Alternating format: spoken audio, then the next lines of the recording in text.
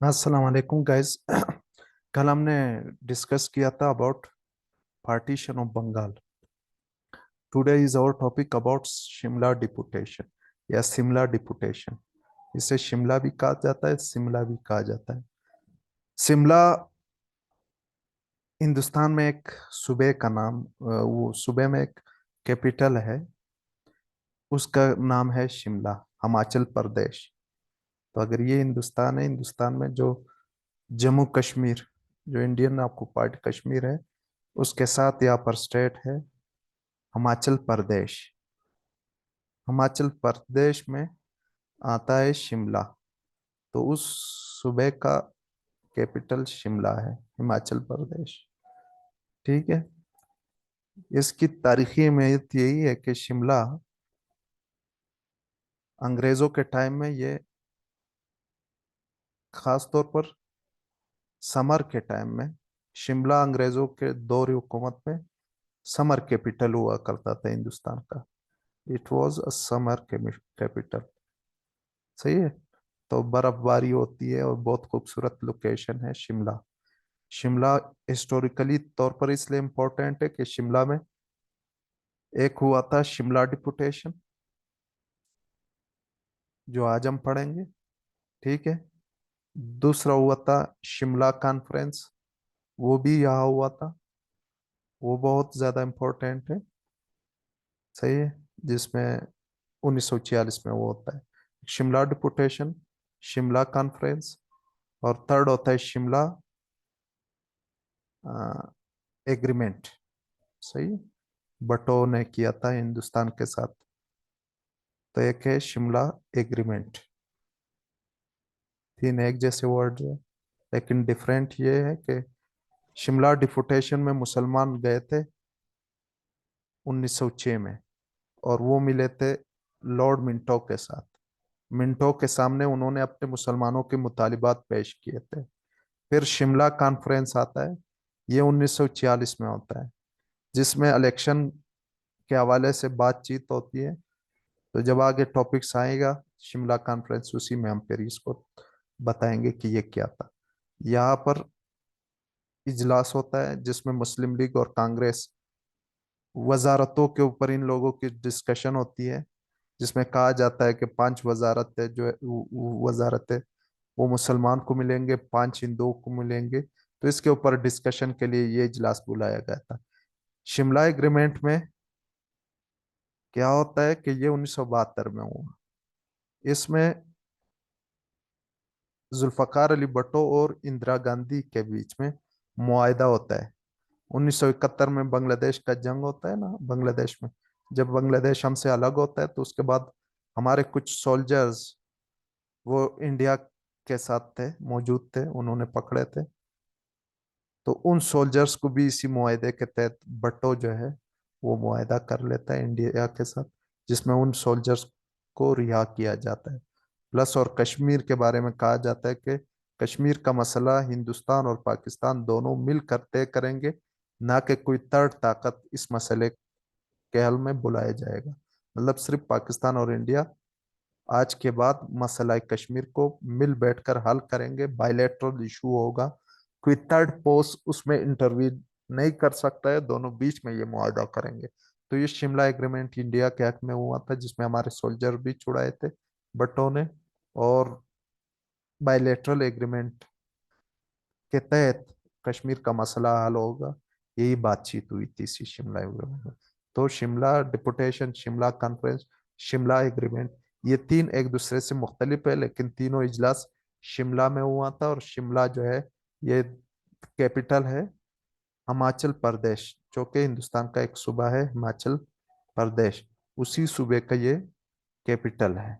सही, जैसे बलूचिस्तान का क्वेटा है, तो इस तरीके से ये शिमला है उसी का कैपिटल। ठंडा है, खूबसूरत है, ग्रीनरी है, और अट्रैक्टिव प्लेस है। जिस तरह कश्मीर है, इसी तरीके से यहाँ शिमला भी एक खूबसूरत जगह है। तो इसलिए हिस्टोरिकली तौर पर ये समर कैपिटल भी रहा है, ठंडा है ये इलाका। तो यूजुअली ये समर के दिनों में, जून जुलाई के टाइम जो है, गर्मियों में ये कैपिटल हुआ करता था अंग्रेजों के टाइम में। तो ये था इंट्रोडक्शन शिमला का। अब ये जो हमारा एग्रीमेंट डिपुटेशन है, इसके बारे में जब हम बात करते हैं कि ये कैसे हुआ, तो शिमला एग्रीमेंट डिपुटेशन में ये होता है कि मुसलमान मिलते हैं मिंटो के साथ, लॉर्ड मिंटो। उस टाइम वाइसराय था हिंदुस्तान का, लॉर्ड मिंटो। तो उसके साथ ये मुसलमान बातचीत करते हैं कि जो मुसलमानों के इंटरेस्ट के बारे में, जैसे मुसलमान चाह रहे हैं कि सेपरेट इलेक्टोरेट हो, 1/3 सीट हमें मिले, ठीक है, नेशनल असेंबली में। इसके अलावा जो है मुस्लिम यूनिवर्सिटी एक हो, वगैरह, ये तमाम जो चीज़ें मुसलमानों के जो ऑब्जेक्टिव यही होते हैं कि वो इन पॉइंट्स को लेकर अंग्रेज सरकार के साथ मिलते हैं, मिंटो के साथ। और मिंटो जो है बहुत पॉजिटिव रिस्पांस मुसलमानों को देता है, और उनको यकीन दिलाता है कि मैं आपके लिए कोशिश करूंगा कि इस मुआहदे को या इस आपके पॉइंट्स को मैं मान, आगे जो एग्रीमेंट्स आने वाले हैं उसी में। ठीक है, आगे जाते हैं। तो ये आपके पास पिक्चर में आप देख सकते हो शिमला, ये है शिमला। देखो, बर्फबारी हो रही है तो मतलब ठंडा इलाका है, खूबसूरत इलाका है। ठीक है, तो इसलिए अट्रैक्टिव प्लेस है। और समर में ये कैपिटल हुआ करता था मौसम की वजह से। ये है आपके पास हिमाचल प्रदेश, कश्मीर के नीचे, ये हिमाचल प्रदेश, उसका यहाँ पर दारुल हुकूमत शिमला, तो यहाँ पर मौजूद है। और ये वो बिल्डिंग होता था जहाँ पर वायसराय रहता था, सही है, गर्मियों के टाइम। तो ये था वायसरायगल लॉज। तो इसी जगह पे शिमला में वायसराय रहता था, ये उसका ऑफिस था वायसराय का। ठीक है, तो इसी जगह में ये मुआहिदा हुआ था हिंदुस्तान की इस साइड में।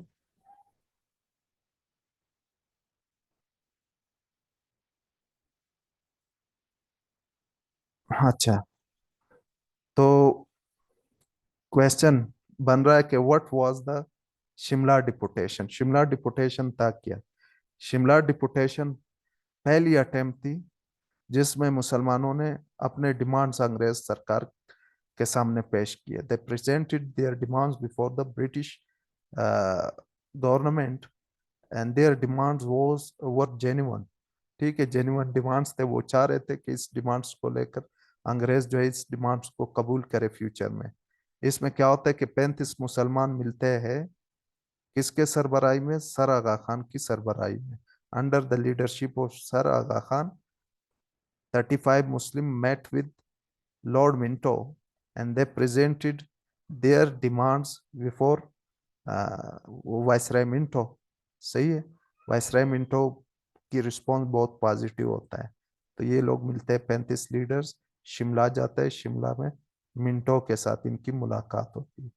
और मिंटो की रिस्पॉन्स पॉजिटिव होता है, वो मुसलमानों को यकीन दिलाता है कि मैं अपना भरपूर कोशिश करूंगा कि आपके जितने भी नुकात है, आपके जितने भी डिमांड्स है, इसको मैं पूरा कर सकूं।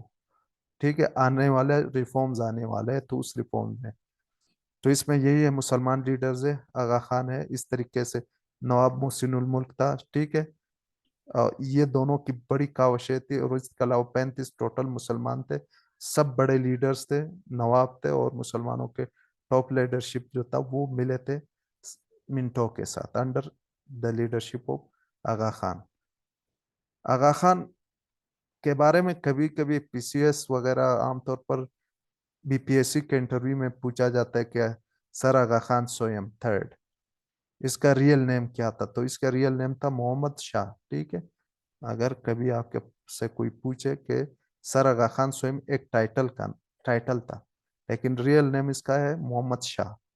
तो Mohammad Shah was the real name of sir Aga Khan स्वयं। ठीक है, ये इस्माइलिया फिरका शिया के अंदर है, फिरका इस्माइलिया। ठीक है, इस्माइलिया सेक्ट है इसके अंदर। तो उसी का ये लीडर होता है आगा खान। ठीक है, जितने भी आगा खानी है ये इनके लीडर्स होते हैं इस्माइलिया फिरके के अंदर, जो कि शिया के अंदर एक सब ब्रांच है, उसी का ये लीडर होता है। वो तो था थर्ड, लेकिन एक दफा इंटरव्यू में ये भी पूछा गया था कि अब जो मौजूदा आगा खान है उसका कौन सा नंबर है? तो वो आगा खान फिफ्थ है आजकल जो है। ठीक है, आजकल है आगा खान फिफ्थ, जबकि उस टाइम थर्ड था, फिर फोर्थ, अब फिफ्थ। तो इस तरीके से ये एक टाइटल है जो कि नस्लों में आ रही है, उस जो थर्ड का नाम पूछा जाता है तो उसका रियल नेम मोहम्मद शाह है। ठीक है, बीच में कोई क्वेश्चन है तो पूछा करे चैट में, ठीक है, ताकि मैं आंसर किया करूंगा। साथ साथ ही क्वेश्चन भी हम सॉल्व करें तो हमारे लिए आसान रहेगा। अच्छा, फिर बैकग्राउंड की तरफ हम जाते हैं कि क्यों मुसलमान मिले, क्या वजह थी, इस दौरान क्यों मिले, जिससे पहले क्यों नहीं मिले। तो इसके कुछ वजूहत है कि सबसे पहले तो बात यही थी कि बरतानिया में जो ब्रिटिश गवर्नमेंट है, समझो ये यूके है, यूके के अंदर वहां पर दो बड़ी पार्टियां हैं ब्रिटेन में। एक है कंजर्वेटिव और दूसरा है लेबर पार्टी।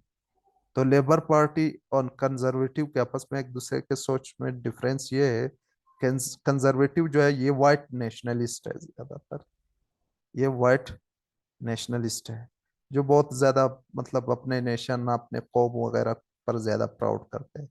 जबकि लेबर जो है या लिबरल पार्टी जो है, वो लोग जो है वो ह्यूमनिस्ट है, इक्वलिटी की बात करते हैं। ठीक है, वहां पर लेबर पार्टी जो थी वो इलेक्शन जीती थी इसने 1905 में। 1905 में जब इन्होंने इलेक्शन जीती तो इलेक्शन के कैंपेन के दौरान इन्होंने वादा किया था अपने मंशूर में कि जब हम आएंगे गवर्नमेंट में, सही है, यूके के गवर्नमेंट में, जो कि यूके के अंडर इंडिया था, तो इन्होंने कहा कि हम इंडिया के अंदर रिफॉर्म्स लाएंगे, सही है, बहुत बढ़िया रिफॉर्म्स लाएंगे। और ये नेचुरली तौर पर ये ह्यूमनिस्ट है, इक्वलिटी की बात कर रहे हैं, जबकि कंजर्वेटिव जो है वो वाइट नेशनलिस्ट है। ठीक है, बाकी कौमों को वो अपने से नीचे समझते हैं, अपने आप के ऊपर बहुत ज्यादा प्राउड करते हैं conservative.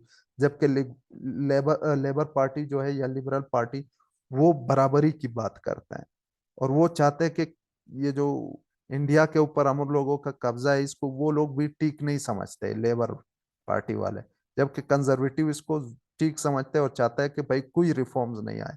Conservative was not in favour of reform, while labour party in UK was in the favour of reform. ठीक है, रिफॉर्म्स के हक में थे। उन्होंने यही वादा किया था कि जब हम आएंगे तो हम रिफॉर्म्स लाएंगे। अब यही एक चांस था मुसलमानों के लिए कि उन्हें मिलना चाहिए मिनटों के साथ, क्योंकि आने वाले जो भी रिफॉर्म्स लेबर पार्टी ला रही है तो उस रिफॉर्म्स में मुसलमानों के जो डिमांड्स है वो कबूल किया जाए, उसी में जो है उसके लिए भी जगह, मुसलमानों के डिमांड्स भी इसी में मौजूद हो। ठीक है, तो क्या है कि मुस्लिम हिंदू के बीच में क्या है, ड्रिफ्ट है, दोनों एक दूसरे से मुख्तलिफ है, दोनों के आइन के ऊपर इनका इत्तेफाक नहीं है। बंगाल के हवाले से हम देखते हैं कि डिवीजन एक के फायदे में दूसरे के नुकसान में है। इसी तरीके से हर हवाले से मुसलमान चाह रहे कि सेपरेट इलेक्टोरेट हो, हिंदू चाह रहे कि सेपरेट इलेक्टोरेट ना हो। मुसलमान चाह रहे 1/3 सीट हो, हिंदू कह रहे कि 1/3 सीट आपके लिए नहीं हो बल्कि 1/4 हो। इसी तरह हिंदू जो है वो सेंट्रल को मजबूत देखना चाहते हैं, मुसलमान चाह रहे कि सूबों के पास ज्यादा इख्तियार हो। तो इस तरीके से आइन के जितने भी पॉइंट्स थे इन सब में एक दूसरे के ऊपर जो है इन लोगों की सोच एक दूसरे से बिल्कुल मुख्तलिफ थी। और इस कन्फ्लिक्ट में मुसलमानों के पास वाहिद रास्ता यही था कि वो अंग्रेजों के साथ मिलकर कोई प्रोग्राम तय करे, क्योंकि डायरेक्ट अंग्रेजों के मदद के बगैर मुसलमान कामयाब नहीं हो सकते कि वो हिंदू का मुकाबला करे। अगर वो साइड पे बैठते हैं इलेक्शन का इंतजार करते हैं, इलेक्शन में क्या होता है कि इलेक्शन में अगर हिंदू के अपना फैसले उस वो फैसला करे, फॉर एग्जांपल इलेक्शन होता है तो इलेक्शन के जरिए हिंदू चौंक के 75% है समझो हिंदुस्तान का, तो अब 75% वो ज्यादा है आबादी में, तो डायरेक्टली मुसलमान इसके काबिल नहीं थे कि वो 75% की आबादी के साथ जो है उसके साथ मिलकर मतलब या उसके खिलाफ जो है वो खड़े हो सके। इसलिए तो फिर वो चाहते हैं कि भाई हमने अंग्रेजों के साथ मिलना है, और अंग्रेज चूंकि एस्टेब्लिशमेंट उनका है, सरकार उनका है, और पूरा कंट्रोल हिंदुस्तान पर उनका है। तो इस तरीके से बजाय हिंदू के साथ बैठने से और उनके साथ मुआहदा करने से तो वो शॉर्टकट तरीके से अंग्रेज के साथ मिलते हैं, ताकि अंग्रेज के साथ मिलकर मुसलमानों के डिमांड्स को कबूल किया जाए। अगर वो उसके साथ नहीं मिलते तो डायरेक्टली हिंदू से आप अपने हकूक नहीं छीन सकते हो, बल्कि थ्रू अंग्रेज के तरीके से आप कर सकते हो, अंग्रेज से ही कर सकते हो। ठीक है, दूसरा ये है कि हिंदुस्तान इससे पहले 1892 का एक्ट आता है और ये जो रिफॉर्म्स की बात हम कर रहे हैं ये 1909 में आई थी बाद में, मिंटो मार्ले रिफॉर्म, जो कि कल हम फिर पढ़ेंगे शायद। हाँ, मुस्लिम लीग के बाद हम पढ़ेंगे, जब मुस्लिम लीग पार्टी हम पढ़े तो उसके बाद नेक्स्ट टॉपिक हमारा यही है। तो 1909 से पहले आया था 1892 में एक्ट। उससे इंडियन खुश नहीं थे, उसमें डायरेक्ट इलेक्शन नहीं था, उसमें मुसलमानों के लिए सेपरेट इलेक्टोरेट नहीं, तो बहुत सारे इख्तियार जो थे वो वायसराय के पास थे। तो इसलिए इंडियंस भी उन 1892 के एक्ट से मुतमईन नहीं थे, और वो बार बार अंग्रेज सरकार के ऊपर प्रेशर डाल रही थी, इंडियंस कांग्रेस वगैरह पार्टी, कि वो चाह रहे थे, अंग्रेज के ऊपर प्रेशर डाल रहे थे कि भाई नए रिफॉर्म्स आ जाए। 1892 के एक्ट जो है वो सेटिस्फैक्टरी नहीं है हिंदुस्तानियों के लिए, क्योंकि इसमें बहुत चेंजेस की जरूरत है। इसलिए अब नए रिफॉर्म्स की भी जरूरत है, इंडियंस की तरफ से भी डिमांड्स किया जा रहा है, लेबर पार्टी भी खुद चाह रही है कि रिफॉर्म्स आ जाए। फिर हिंदू मुसलमानों के बीच में कन्फ्लिक्ट बहुत ज्यादा है, और इसलिए डायरेक्टली मुसलमान जो है वो कांग्रेस से अपने हकूक नहीं ले सकते, बहुत ज्यादा मतलब मेजोरिटी में है तो उससे बात नहीं बन सकता। तो इसलिए वो चाह रहे कि अंग्रेजों के साथ मिलकर दूसरे साइड से अंग्रेजों के पावर को यूज करके हम हिंदुओं से हकूक अपना छीन सके। ठीक है, तो यही है कि वो लोग हिंदुस्तानी चाह रहे कि 1892 के एक्ट में सीट्स कम है वगैरह है, तो इसलिए जो नेशनल असेंबली है या सेंट्रल असेंबली है उसमें हिंदुस्तान के लोग चाह रहे हैं कि भाई यहाँ पर सीटें ज्यादा हो। ठीक है, फिर मुसलमान और हिंदू के बीच में ऑलरेडी टेंशन भी बहुत ज्यादा है। ठीक है, इसलिए मुआहदे का तो कोई चांस नहीं बन रहा। हमने कहा कि 1905 में बंगाल की डिवीजन होती है, और फिर कल यही बात हमने कहा, अगर जो रेगुलरली मेरे वीडियोस देख रहे हैं तो उसको समझ आएगी, लेकिन जो बीच में छोड़ रहे हैं या नहीं आ रहे, या कभी आ रहे कभी नहीं देख रहे, तो फिर उनके लिए प्रॉब्लम होगी। ठीक है, उन्हें समझ आना जो है थोड़ा मुश्किल होगा, क्योंकि बैकग्राउंड उन्हें समझ नहीं आई होगी। तो ये 1905 में पार्टीशन ऑफ बंगाल होता है, 1911 में वो कैंसिल होता है। लेकिन जब ये पार्टीशन होता है, इसके रिएक्शन में मैंने कहा कि हिंदुओं ने स्वदेशी तहरीक चलाए, क्योंकि partition of Bengal was not in the interest of Hindus. ठीक है, समझ शायद आई होगी या नहीं आई होगी, जिन्होंने देखा है तो उन्हें समझ आई होगी। कल हमने डिटेल के साथ पार्टीशन ऑफ बंगाल कहा था, जिसमें स्वदेशी मूवमेंट हिंदू स्टार्ट करते हैं against the partition of Bengal, because partition of Bengal was not in the interest of Hindus. ठीक है, तो अंग्रेजों के प्रोडक्ट्स का बायकॉट किया जा रहा है। ठीक है, तो इस तरीके से हिंदू और अंग्रेजों के बीच में एक टेंशन का माहौल भी बना है, क्योंकि अंग्रेज सरकार की प्रोडक्ट वो नहीं खरीद रहे। तो ये भी एक गोल्डन मौका है कि इस दौरान मुसलमान अंग्रेज के करीब आ सकता है और अंग्रेजों से अपने डिमांड्स कबूल करवा सकता है। ठीक है, फिर यह है जॉन मॉर्ले। जॉन मॉर्ले कौन था? Secretary of state for India. Secretary of state समझो सादा अल्फाज में, इन जैसे वजारतें होती है ना, प्राइम मिनिस्टर के पास एक कैबिनेट है, कोई इसके पास फॉरेन मिनिस्टर है, कोई इंटीरियर मिनिस्टर है, कोई होम मिनिस्टर है, सही है, कोई रेलवे मिनिस्टर है। तो इस तरह यूके में एक सेक्रेटरी ऑफ स्टेट होता था, समझो ये हिंदुस्तान के लिए एक स्पेशल मिनिस्टर होता था, और सेक्रेटरी ऑफ स्टेट के नीचे वायसराय आता था। तो सेक्रेटरी ऑफ स्टेट यूजुअली ये पार्टी का बंदा होता था, सियासतदान होता था, जो प्राइम मिनिस्टर इसको फिर चूज कर लेता था, और फिर वायसराय इसके अंडर आता था। ठीक है, फिर वायसराय के नीचे मुख्तलिफ सूबों के गवर्नर्स आते थे। तो इस तरीके से स्ट्रक्चर से हिंदुस्तान को ये कंट्रोल कर रहे थे। अब इस दौरान secretary of state John Morley था, और मैंने कहा कौन से किस पार्टी ने इलेक्शन जीता? लेबर पार्टी ने जीता, और ये बंदा भी लेबर पार्टी से था, secretary of state, prime minister भी इनका इसी पार्टी से था, क्योंकि इसी पार्टी ने इलेक्शन जीता था। तो John Morley was also a liberal person, and he also wanted reforms in India. सही है, चूंकि लेबर पार्टी का लिबरल सोच का मालिक है, तो इसलिए वो चाह रहा था कि हिंदुस्तान में चेंजेस आ जाए, रिफॉर्म्स आ जाए। तो उसने भी अनाउंसमेंट किया था 1906 में कि ब्रिटिश पार्लियामेंट में, हाउस ऑफ कॉमन में, उसने ये वादा किया था कि हम हिंदुस्तान में जो है रिफॉर्म्स लाएंगे। यही है द इलेक्शन ऑफ लिबरल। सही है, 1905 1906 लगभग इसी टाइम इनका इलेक्शन होती है, क्योंकि उस इलेक्शन में उनके पास ज्यादा वोट आते हैं। वो उनकी पार्टी जब जीत जाती है तो वो यही कह रहे हैं कि हिंदुस्तान में हम लोग रिफॉर्म्स लाएंगे। तो इस दौरान क्या होता है कि the British wanted to use the Indian Muslim as a bulwark against the Congress. तो ये कांग्रेस यही कह रहा था कि बरतानिया ने जो है ये मुसलमानों को ये यूज कर रहे हैं हमारे खिलाफ, क्योंकि हम आजादी की जंग लड़ रहे हैं और वो इन चंद मुसलमानों को सपोर्ट कर रहे हैं, जबकि मेजोरिटी मुसलमान भी हमारे साथ है। इसलिए वो चाह रहे हैं कि हिंदू मुसलमान के बीच में रिफ्ट हो, तकसीम हो, ताकि डिवाइड एंड रूल के पॉलिसी के तहत हम यहाँ पर रूल करें। तो इसलिए वो कह रहे थे कि ये जो जो मिले इनके साथ मुसलमान, ये एंड में क्रिटिसिज्म भी करते कांग्रेस के अखबार, हिंदू वगैरह मेजोरिटी लोग, कि ये लोग जो है ये मिले हुए हैं बरतानवी सरकार के साथ, और उनका मकसद यहाँ पर यही है कि हिंदुस्तान के ऊपर रूल करे, ठीक है, और डिवीजन क्रिएट करे। फिर क्या है, while the Muslim based in Aligarh University wanted to use opportunity to secure political representation for themselves। तो अब ये चांस है, क्या चांस है, रिफॉर्म्स आ रहे हैं, लेबर पार्टी ने वादा किया है, ठीक है, स्वदेशी मूवमेंट भी साथ चल रहे हैं, कांग्रेस और अंग्रेजों के बीच में जो है एक तकसीम भी है, मतलब नफरत भी स्टार्ट है अब इसी दौरान अंग्रेज और हिंदुओं के बीच में। तो अब ये एक मौका है, गोल्डन अपॉर्चुनिटी है for the Muslim to meet the viceroy and present their demands before the viceroy, ठीक है। तो वही डिमांड्स वो उसके सामने रखते हैं। अब डिमांड रखी गई काजी जिसके, यही है बैकग्राउंड में हमने पढ़ा कि क्या वजूहत थी क्यों ये लोग मिले लॉर्ड मिंटो के साथ, ठीक है। तो लॉर्ड मिंटो के साथ मिलना जरूरी था क्योंकि ये एक अपॉर्चुनिटी थी, और उसके साथ मिलकर मुसलमान अपने जो डिमांड्स थे वो हासिल कर सकते थे, अपने इंटरेस्ट को महफूज कर सकते थे थ्रू ब्रिटिश गवर्नमेंट, सही है। अपने मदद आप बहुत मुश्किल रहता उनके लिए। फिर यहाँ पर और बात क्या हो रही है, पर्सनालिटीज। तो यहाँ पर किस किस शख्स के क्या क्या रोल था इसी में, इसमें ये जो मिलने के दौरान किस तरह मिले, वहां पर कैसी मुलाकात हुई, तो इसका एक पूरा एक डिटेल है।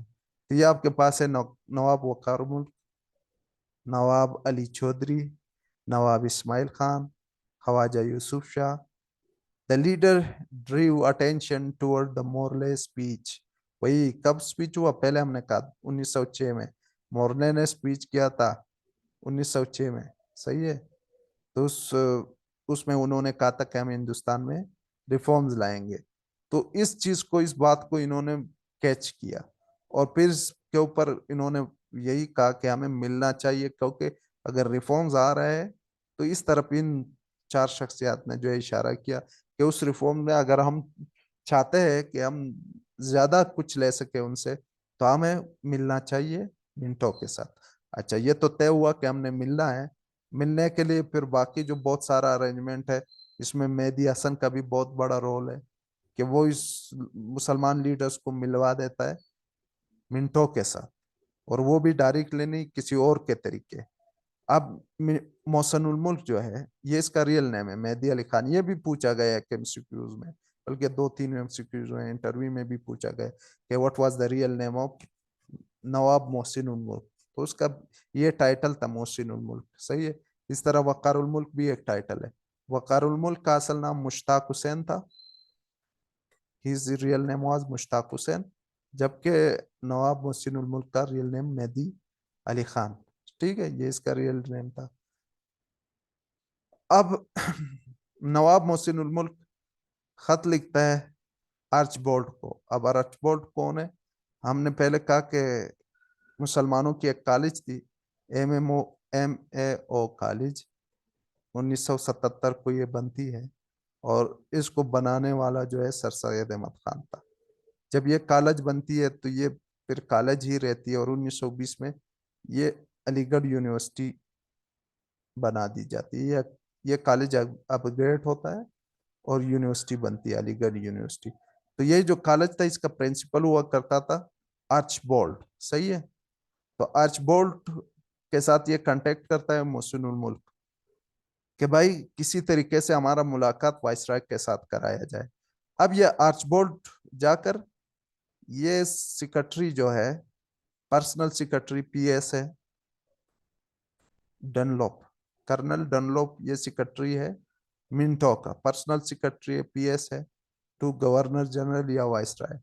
तो उसके साथ ये इसी तारीख में बात करता है 1906 में, अगस्त के लगभग 10 अगस्त, कि मतलब मुसलमानों के लिए टाइम लिया जाए, पर्सनल सेक्रेटरी फिर बात करता है आगे मिंटो के साथ। मिंटो फिर इशारा देता है कि ठीक है मैं मुलाकात कर सकूंगा। और वो इस दौरान जो था वो हिमाचल प्रदेश में था, शिमला में। तो शिमला में था इसलिए वो छुट्टियां गुजारने के चक्कर में थोड़ा वहां गया था शिमला। ठीक है। तो ऑफिशियल काम नहीं थे, इतने ज्यादा रिस्पॉन्सिबिलिटी उसके ऊपर नहीं था, क्योंकि पिकनिक टाइप के लिए वो आ गया था एंजॉयमेंट के लिए। तो ऑफिशियल काम इतने नहीं थे, तो इसलिए थोड़ा फारिग भी था इस दौरान, फ्री था। तो इसलिए उसने इजाजत दी कि हाँ बिल्कुल मिल सकते हैं। अब यहाँ पर इस तरीके से इजाजत मुसलमानों को मिलती है। ठीक है। डनलॉप फिर उसी को बताता है मिंटो को। मिंटो ने इजाजत दे दिया। फिर इसके अलावा ये जो अपने डिमांड्स एक पेज में लिखते हैं कि हमने क्या क्या बोलना है, क्या क्या बताना है वाइसराय को। तो वो जो डिमांड पूरे लिखे गए वो यही दो बंदे लिखते हैं। ठीक है। उन्होंने वही एड्रेस जो सर सैयद अहमद खान प्रेजेंट करता है वही एड्रेस करता है, और वही बातें अपने डिमांड्स रखते हैं मिंटो के सामने। तो वो भी फाइनलाइज हुआ। ठीक है। 16 सितंबर तक पूरा एड्रेस वगैरह सब कुछ हो गए, तैयार हो गए। आगा खान ने, जो कि रियल नेम है मोहम्मद शाह, 1 अक्टूबर को जाकर शिमला में यही फाइनल मुलाकात होती है, जिसमें ये अपने डिमांड्स प्रेजेंट करते हैं मिंटो को। और मिंटो जो है इनके डिमांड्स को सुनने के बाद इन्हें यकीन दिलाता है कि हाँ बिल्कुल मैं कोशिश करूंगा कि आप लोगों के ये जो पॉइंट्स है ये मैं मान लूँ। ठीक है। हाँ यही होता है। तो आगे चलकर क्या होता है कि डिमांड्स डिमांड्स क्या आते हैं मुसलमानों के। मुसलमानों के डिमांड्स यही है कि मुसलमानों के लिए रिप्रेजेंटेशन हो, किस तरह उसकी आबादी से ज्यादा उनके लिए रिप्रेजेंटेशन हो। मुसलमानों की आबादी थी हिंदुस्तान में 25%। ठीक है। जबकि मुसलमानों ने वायसराय को कहा कि इससे ज्यादा हमें सीटें दिए जाए, मतलब 1/3 हमें दिए जाए, 33%, 7-8% ज्यादा मुसलमानों को सीटें दिया जाए असम्बली में, नेशनल असम्बली में या सेंट्रल लेजिस्लेटिव असेंबली में। क्यों ज्यादा दिए जाए, उसका रीजन वो लोग ये देते हैं कि इसलिए हमें हमारी आबादी से ज्यादा सीटें दिए जाए। समझो मुसलमान थे हिंदुस्तान में 25%। ठीक है। लेकिन ये कह रहे क्योंकि इस हिसाब से तो उनकी सीटें भी नेशनल असेंबली में 25% बनती है, लेकिन वो कह रहे थे कि नहीं, कम से कम हमें 33% सीटें दिए जाए। अपने आबादी से ज्यादा सीटें मुसलमान मांग रहे थे। ये इनका डिमांड में पॉइंट था कि हमें ज्यादा सीटें दिए जाए, हमारी आबादी से भी ज्यादा दिए जाए। क्यों दिए जाए, तो उनका यही लॉजिक था सर से, ये सर आगा खान का, कि चूंकि हिंदुस्तान जो था वो मुसलमान यहाँ के हुक्मरान थे। ठीक है। और हिंदुस्तान की तरक्की में मुसलमान हुक्मरानों का भी बड़ा हाथ है। हिंदुस्तान के ऊपर मुसलमानों ने रूल किया। मुसलमानों ने हिंदुस्तान की खिदमत या सर्विसेज सर्व बहुत ज्यादा किया उसके हुक्मरानों ने। फिर आप जब आए, हुकूमत किसने छीनी, अंग्रेजों ने मुसलमानों से छीनी। तो इसलिए मुसलमानों को बहुत ज्यादा लॉस भी हुआ।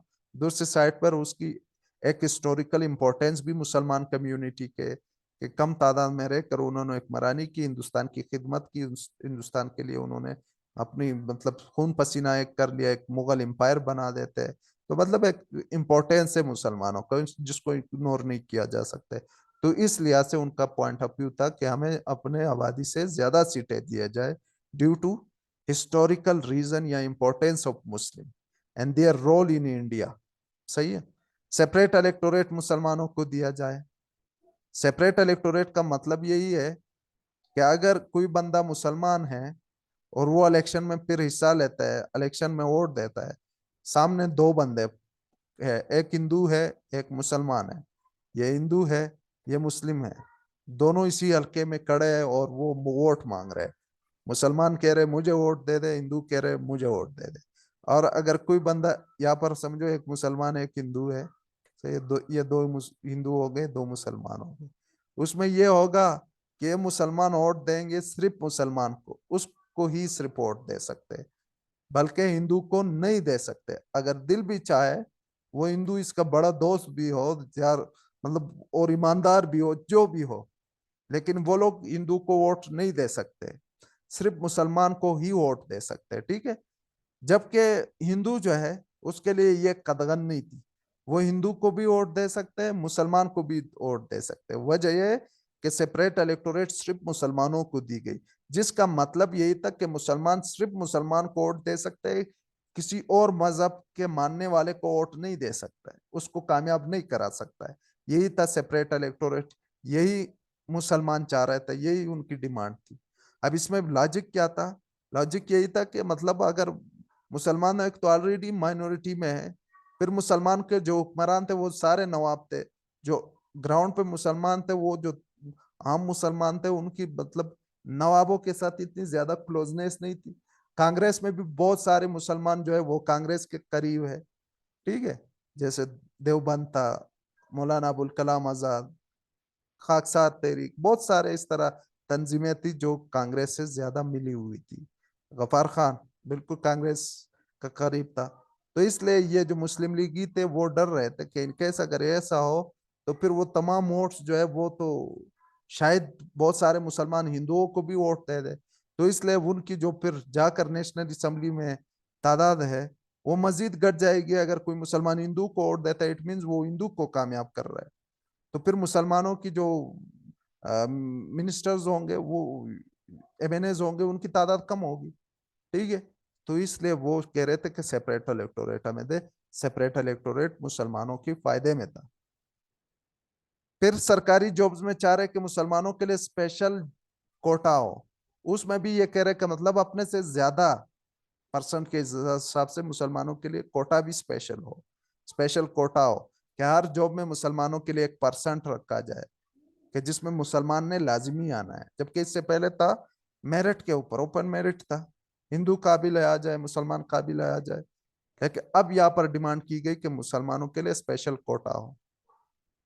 फिर वजारतों में भी मांग रहे हैं, सही है, वाइसराय एग्जीक्यूटिव काउंसिल, समझो प्राइम मिनिस्टर का जैसे कैबिनेट होता है, तो इसमें भी होम मिनिस्टर होता था, ठीक है, इसमें आपके पास रेवेन्यू मिनिस्टर होता है, इसमें आपके पास लॉ मिनिस्टर होता था, ये सारे मिनिस्टर्स होते थे जिसको कलेक्टिवली कहा जाता था वाइसराय एग्जीक्यूटिव काउंसिल। तो ये अभी कह रहे कि मुसलमान वजीर भी होने चाहिए, उसमें भी मुसलमानों को रिप्रेजेंटेशन हो। उस दौरान ना हिंदू वजीर थे ना मुसलमान थे, लेकिन ये लोग डिमांड कर रहे हैं कि मुसलमान वजीर भी हो इसमें। और फिर वही जो यूनिवर्सिटी की डिमांड है कि मुसलमानों के लिए अलग एक यूनिवर्सिटी हो, और वो जो कॉलेज था MAO कॉलेज, उसको अपग्रेड किया जाए और यूनिवर्सिटी बनाया जाए उसे, ठीक है। यही डिमांड्स थे, 6 डिमांड्स थे। क्या था? मुसलमानों की रिप्रेजेंटेशन ज्यादा होना चाहिए, मुसलमानों को सेपरेट इलेक्टोरेट मिलना चाहिए, सरकारी जॉब्स में उनकी जो है अपने एक स्पेशल कोटा उनको मिलना चाहिए, ठीक है। इसके अलावा जो है special share in municipal district board और बाकी ये जो है इदारे है, इसी में भी इनकी जो है सीटें होना चाहिए ज्यादा। और वाइसराय एग्जीक्यूटिव काउंसिल जैसे वजारत है, तो वजारतों में भी मुसलमान होने चाहिए। और यूनिवर्सिटी जो है एक मुसलमान होनी चाहिए, जो ऑलरेडी अलीगढ़ MAO कॉलेज जो है उसको अलीगढ़ यूनिवर्सिटी में चेंज किया जाए, जो कि ये प्रोसेस बाद में 1920 में हुआ था, अभी रिसेंटली नहीं हुआ था, ठीक है। अब इसमें कौन कौन से पॉइंट आगे चलकर माने जाते हैं? ये जो अब अपने आबादी से ज्यादा मांग रहे हैं, ये हुआ था 1919 में, ये मुसलमानों को फिर दी गई थी 1919 में, 1/3 सीट है, 33%, ये तभी माना गया। सेपरेट इलेक्टोरेट जल्दी माना गया, 1919 का रिफॉर्म्स आए थे, 1909 के रिफॉर्म्स के बाद फिर 1919 के रिफॉर्म्स आते हैं। तो सेपरेट इलेक्टोरेट 1909 में माना गया, ये 1919 में माना गया, ठीक है। ये स्पेशल रिजर्वेशन ऑफ सीट जो है ये भी 1919 में माना जाता है, ठीक है। और ये जाकर ये भी बाद में मानी जाती है, 1909 में नहीं मानी जाती, ठीक है। यूनिवर्सिटी 1920 में बनती है। अब ये जब मीटिंग हुई तो वायसराय का रिस्पॉन्स बहुत पॉजिटिव था, उसने क्या मुसलमानों को कहा, ये उसका रिस्पॉन्स है। इसके लिए अलग हेडिंग भी आप बना सकते हो कि the positive response of viceroy. उसमें कह रहे कि I am aware of the injustices and operation inflicted upon the Muslims, मुझे खबर है, मुझे पता है कि मुसलमानों के ऊपर बहुत ज्यादा जुल्म हुआ। अब कैसा जुल्म हुआ? मुसलमानों से हुक्मरानियां छीनी गई, उनसे सरकारी नौकरियां छीनी गई, और मुसलमानों की बहुत सारी जमीनें हाथ से चले गए, 1858 की जंगी आज़ादी में भी मुसलमानों ने बहुत मुश्किलात जो है बर्दाश्त की। तो इसलिए वो कह रहे हैं कि मुसलमानों के ऊपर बहुत जुल्म रहा। ये बात कबूल किया वाइसराय मिंटो ने। और फिर कह रहे कि मैं कोशिश करूंगा कि मुसलमानों को कंपनसेट करो। मीन्स कि ये जो आपके डिमांड्स है, मैं कोशिश करूंगा कि इस डिमांड्स को मैं आगे जो रिफॉर्म्स आने वाले हैं उसमें मैं इस डिमांड्स को रखूं। ठीक है। The Viceroy was sympathetic towards these demands. It encouraged the Muslims to launch their Raj for their struggle for their rights। ठीक है। और इसी तरीके से वो फिर एक प्लेटफॉर्म भी बना देते। तो कह रहे कि मुसलमान इस रिस्पॉन्स से बहुत ज्यादा मुतासिर हुए, खुश हुए। और वायसराय का रवैया बहुत पॉजिटिव रहा मुसलमानों के लिए सामने। तो इसलिए मुसलमानों ने फिर बाद में डिसाइड किया, इतने इनकरेज हुए कि उन्होंने मुस्लिम लीग पार्टी की भी बुनियाद रख दी है।